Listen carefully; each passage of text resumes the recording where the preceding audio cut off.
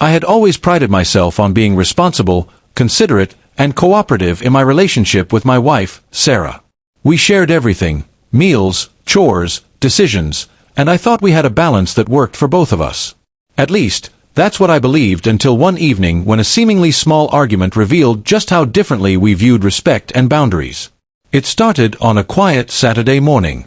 I had plans to take the car to run a few errands, but Sarah was still asleep. I quietly got dressed and approached the garage, thinking she wouldn't mind me using it. I opened the door and reached for the keys, only to hear a sharp, unexpected voice behind me. "No car keys until you learn to ask permission," she snapped, sitting cross-legged on the couch with a steaming cup of coffee in her hand. Her expression was stern, almost challenging. I froze. For a moment, I wondered if I had misheard her. Then I realized she was completely serious. Okay, I said calmly, keeping my tone neutral, though my mind raced. I didn't want to escalate, but inside I felt a mixture of confusion and frustration. Asking permission for something as basic as using our own car seemed excessive. Sarah watched me, her eyes narrowing slightly. "I mean it," she said. "I don't want to feel taken for granted. You can't just assume things are yours to use without checking first." I nodded again. "Sure, I understand." The rest of the day passed with an undercurrent of tension.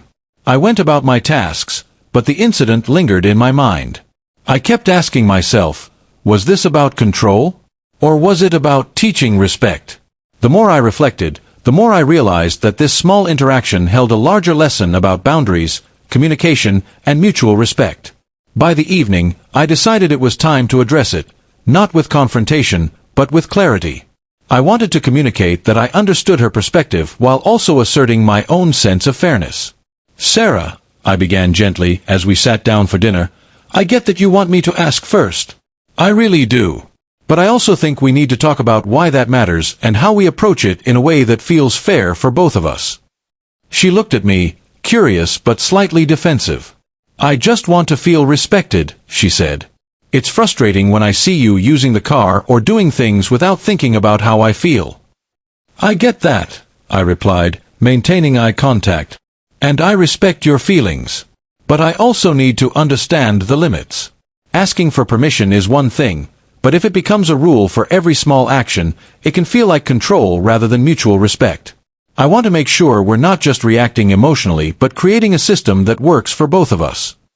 She paused, then nodded slowly. "I suppose. I can see that.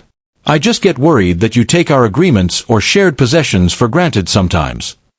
"Exactly," I said. "And I want you to feel secure in that, without making me feel policed. We can find a balance." Over the next few days, we experimented with small changes.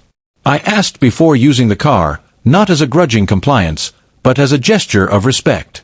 She, in turn, relaxed her tone and acknowledged that the car was technically ours both to use. We created an understanding, a middle ground where rules existed, but trust and respect were the foundation. Reflecting on the incident later, I realized how much this small confrontation had taught me.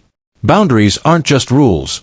They're about understanding each other's expectations and negotiating them respectfully. Sarah's snap wasn't an attack. It was a signal, a way to express a need that I hadn't fully recognized. And my response, calm and measured, wasn't about submission. It was about listening, validating, and addressing the concern without escalating conflict. In relationships, it's easy to let small misunderstandings fester into resentment. A harsh word here or a minor disregard there can quietly erode trust. But handling these moments with patience, communication, and reflection can strengthen a partnership far more than avoiding conflict altogether. By the end of that week, our dynamic had shifted.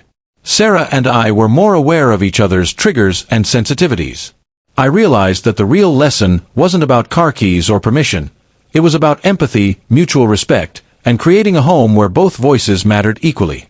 And though the moment had initially felt frustrating, it became a turning point. A reminder that even small incidents can carry important insights about love, boundaries, and communication. The car keys incident wasn't just about the keys. It was about understanding, compromise, and growing together.